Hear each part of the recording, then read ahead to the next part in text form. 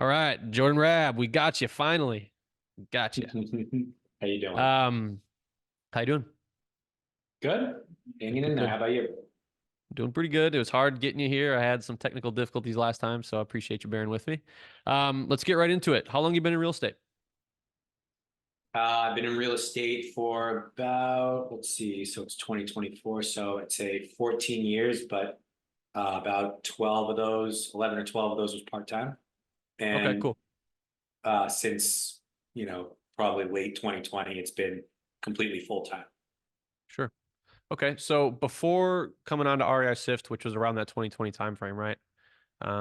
Before that, what did your real estate career kind of look and feel like before that? It was basically working with a realtor, trying to pick up, multifamily properties, trying to raise money, either use my FHA or just raise enough money for the down payment, partner with people, friends and family, stuff like that. So, there's some years I didn't even buy anything. Some years I bought one or two. Um, so it was nothing crazy. Okay. And then since Sift, what does your real estate business kind of look and feel like now? Well, now I mean, so starting in 2023, we've been basically averaging 4 deals a month. But the second half of 2023, we're more at like more like 5 or 6 deals a month.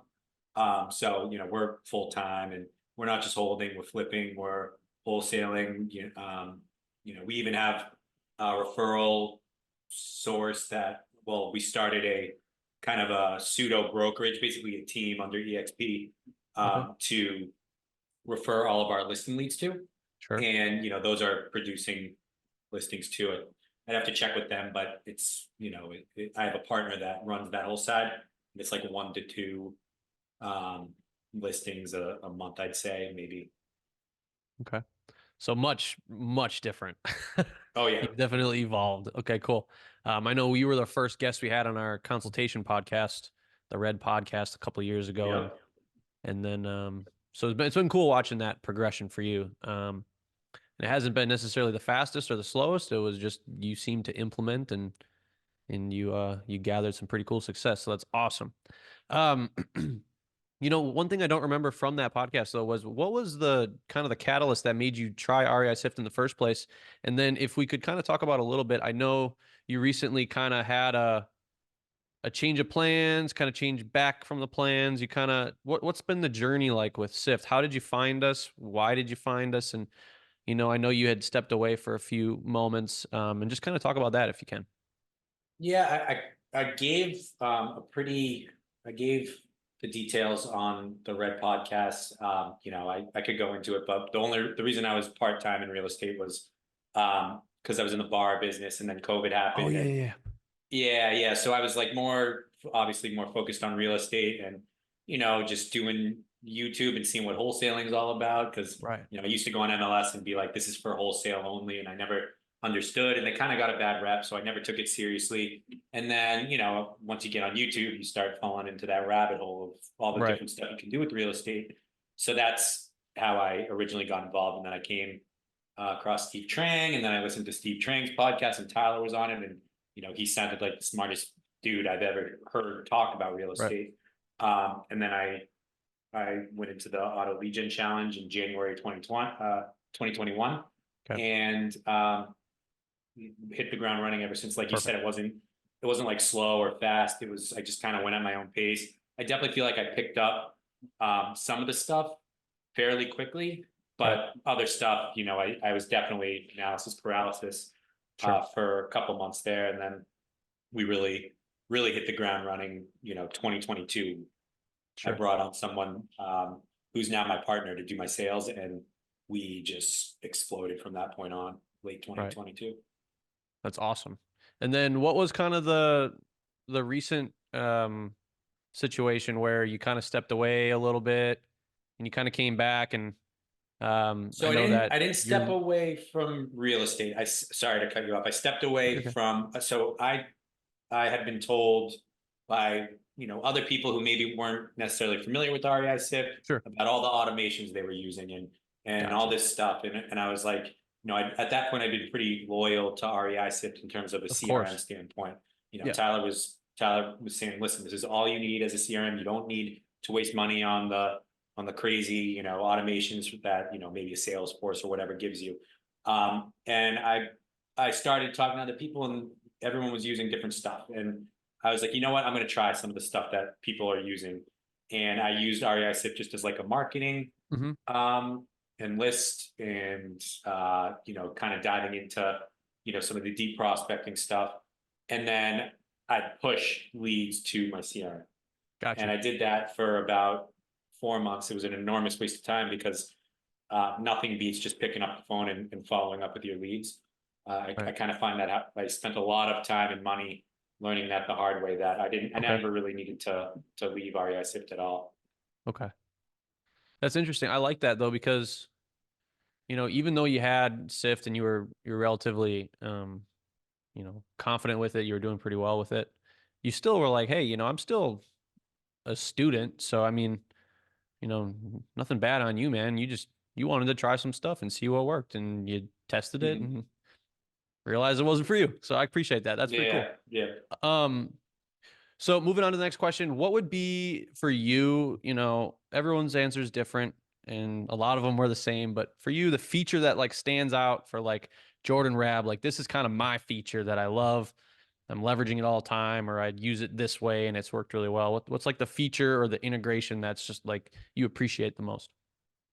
What's funny? I don't know if it's one single feature. I just like how everything kind of like ties into everything. So you can really like get nitty gritty and see like deep into your data, like what sources and what characteristics are producing the most Right. leads and producing the most answers and stuff like that.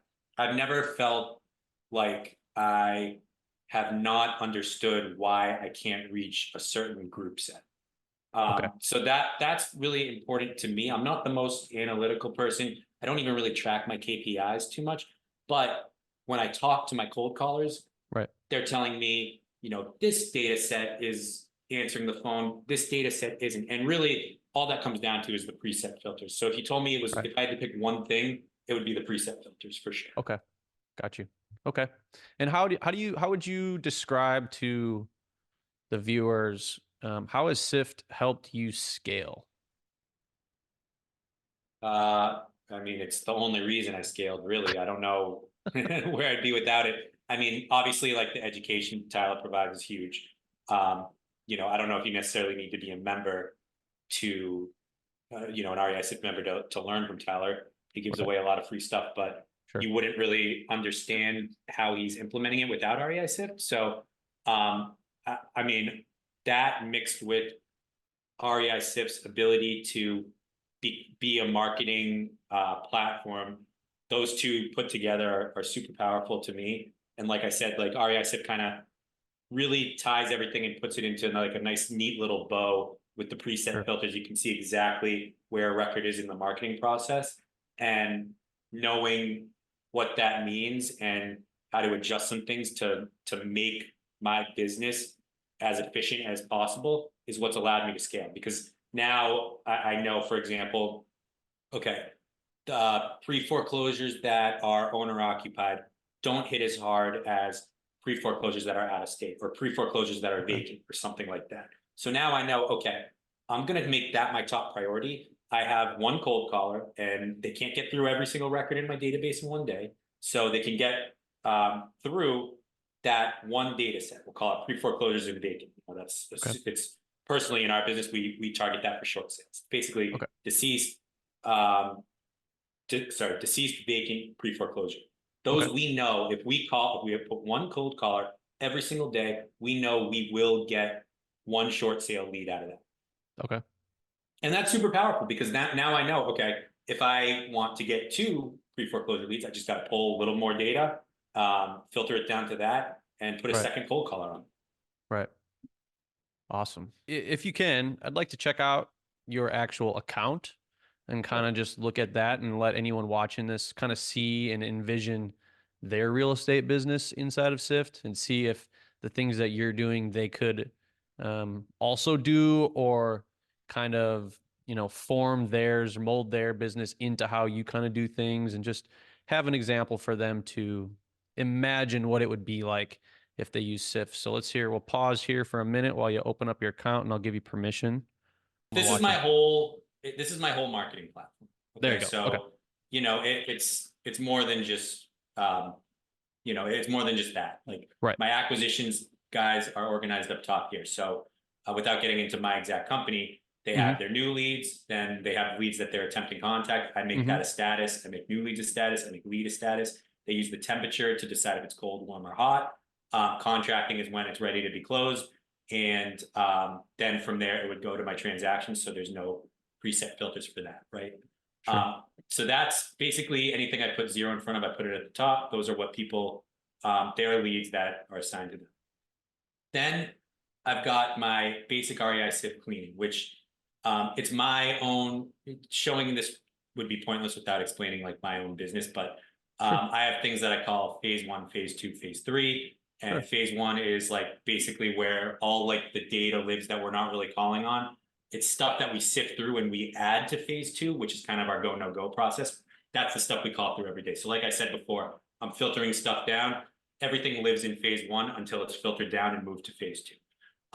But there are some little things that I have to clean up on because, for example, like I use RVM, I use that Mm-hmm. ticker Mm-hmm. to basically say we've called it once in go, no go. Sure. So when it leaves phase 2, it needs to be reset to 0 in case it ever re-enters phase 2. So that's Gotcha. like what I call like a basic REI Sift cleaning. And there's a couple other things that you'll see later that Mm-hmm. that's just one example of a lot of stuff. Sure. There's also something called data traps, which is just like, why did this, for example, this, it's like, okay, why is there no task if it's in my, or why is there a task? Sorry, if it's in not interested, or sorry, why task? I get confused sometimes. That's okay. My own stuff.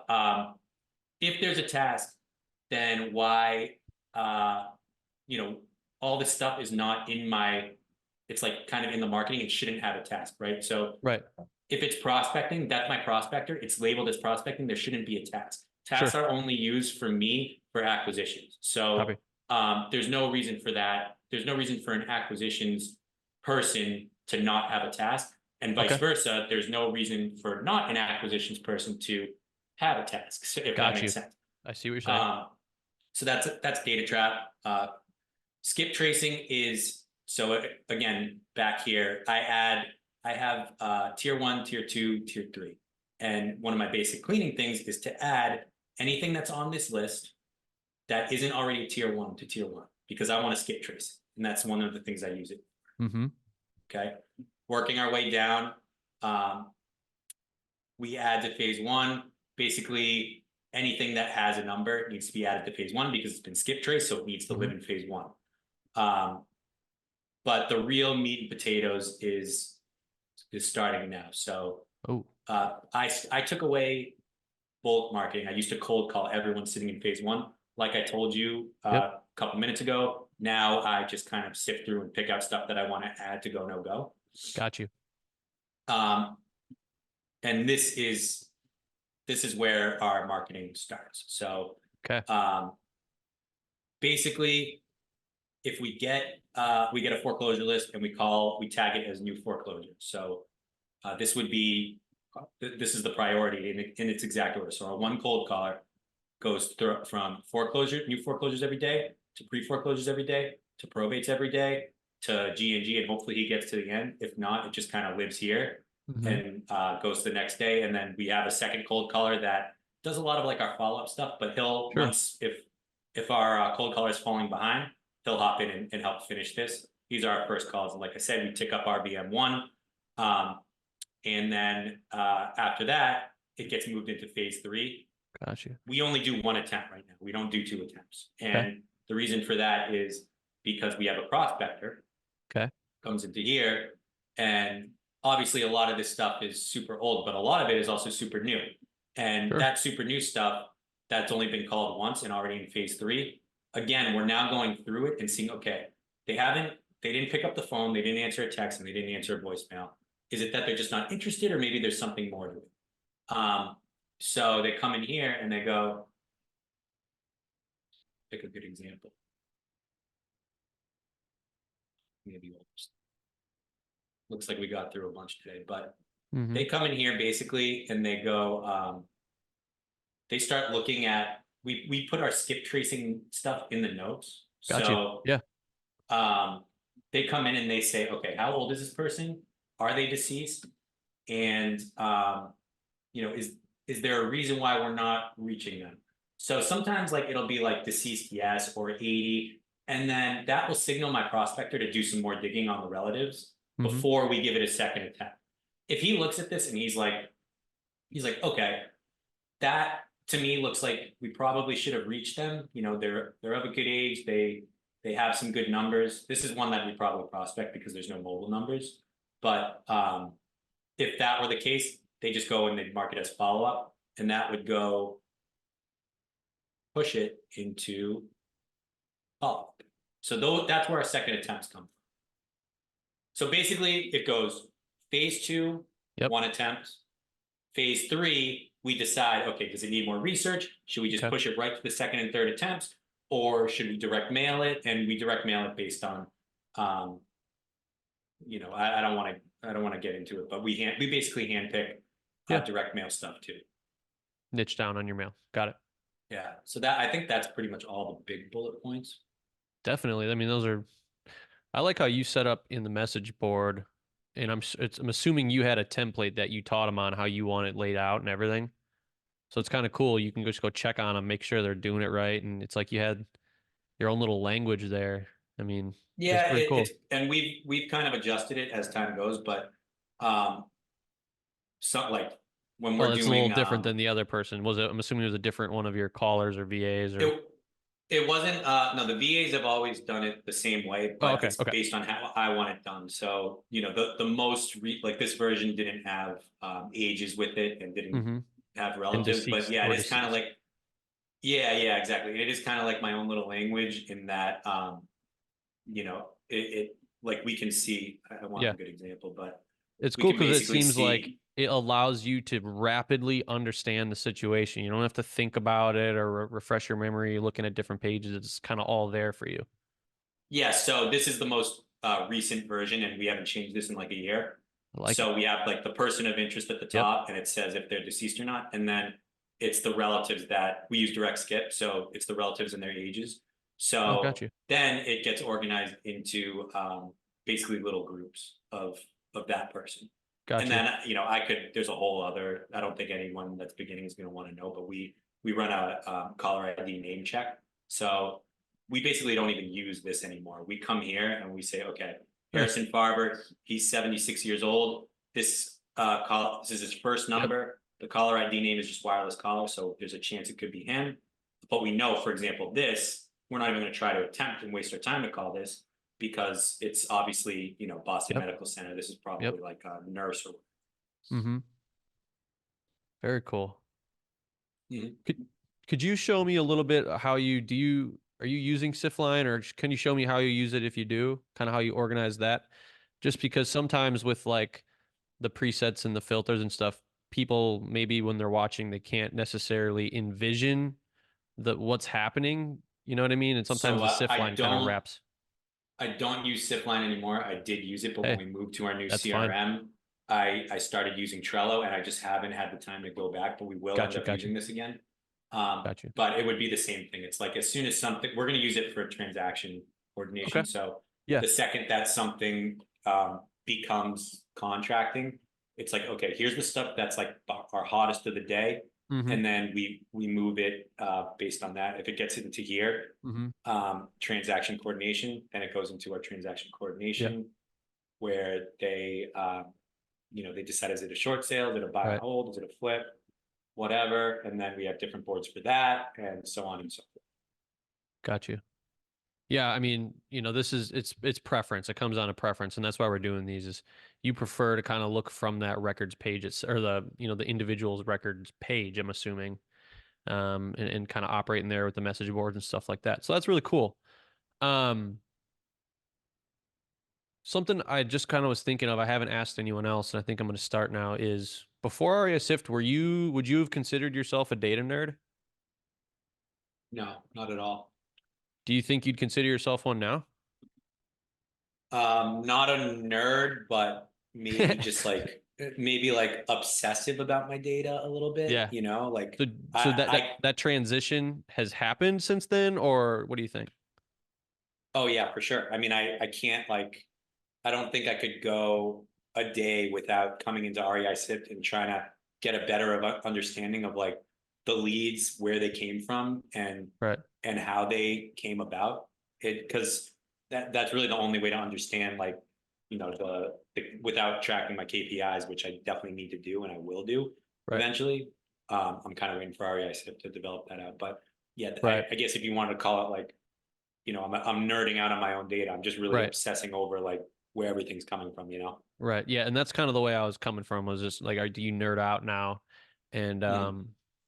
and I mean, yeah, minus the KPI stuff, it's like we can tell how detailed you are just by the stuff that's written down. And I think sometimes people think that, the whole data side of things, it's not sexy, and it keeps people away. But I mean, if we're looking at the timeline from when you started to now, and you kind of claim that maybe, that transition did happen for you since you started, it didn't take you long to realize how to appreciate data and why you should appreciate data and the clarity that you got, because I mean, everything's right in front of us. I know exactly what you're Well, doing. Like, that's, well, and some here, people let me couldn't even just tell you exactly what they're doing, and you have it past that. You have it, it's written down. Like, it's so obtainable. let me try to I know what you're saying, and here's why. Like, it's not even like a choice. Like, I didn't care about data. I still don't like care about data, but I care about my business, right? So, like, the only way to know what's working and what's not. I used to have a guy that before I knew what RASIF was, he said, all right, let me pull all your data. Let me do everything for you, blah, blah, blah, blah, blah. And he'd call through, and he called through a second time. He called through a third time. And the month went by. I had spent, $5,000 on a caller, all my lists, all the skip tracing for that list, and he had already blown through it, right? So I'm like, okay, well, why don't you just call them again? He's like, what do you mean? We've called them on a 3-line dialer 4 times, and they're not going to pick up the fifth time. And I go, yeah, that's a good point. Maybe I should spend more money. And then I learned what REI Sift was, right? But what I didn't understand at the time was, okay, I don't know what data sources they're pulling. Now I know pre-foreclosure, deceased, driving for dollars. I know exactly what every single record is. So then when I wasn't getting leads, I was like, okay, what changes can I make? Do I just pay this guy more money? Right. Or can I try to niche down so much so that I can get it to a point where I can predictably say, every dollar I spend Yeah. is probably going to be worth, zero point 0.1 leads or whatever. And I did. And now all I care about is trying to get that cost per lead down, right? So here, um, I'm looking at this like, okay, before I didn't even know if my numbers were good or not, the skip tracing. Right. So I played around with some stuff. I found the best numbers, and now I Hmm. track that all here. Then I didn't know if my data sources were good. Well, originally I found out he was pulling them from PropStream. I tested some stuff right from the court, and now I know that this is the best pre-foreclosure list that you could get because I'm going to be first to market on it, right? So there's if you're not getting leads, there's a reason. It's either your data sucks, your data source sucks, your skip trace. There's only so many reasons. I think that's probably the three, right? I can't think of any Right. else on the top of my head. But if you're constantly if you're using RSIP the right way to try to improve those three things, then you'll know, okay, I've done everything I possibly can to get my cost per lead down. I guess the fourth thing would be, my VA sucks at calling and doesn't do enough dials. That's another thing you can track separately. But if Right. I know that I have the best numbers and I have the best list source, really the only thing I have to change is the script, right? Right. Awesome. Awesome. So I think we got everything we need, man. We got to see your account. You gave an amazing explanation of how you operate in your SIFT account. It's it's pretty specific to you. It's been different from everybody else's. Everyone else's is kind of their own unique version as well. So this is a cool, unique approach, and I appreciate you taking your time. If there's anything else you'd like to say before we close out, do so now. Otherwise, we can close out. I mean, you know, REI Sift, you know, I've said it a million times, it changed my life. I can't thank Tyler enough, can't thank the team enough. It's it's been a really great ride, and I think it's only going to get, you know, I'm like exploding to the point where like I, you know, I think that REI Sift will still be with me for the rest of my life, and it's just amazing that I used REI Sift from like when I was only getting like one lead a month if I was lucky. And now I'm still using it, and I'm managing like, you know, I'd say 8 leads a day, which is, it's just crazy. So I obviously I can't thank Tyler enough and you guys enough.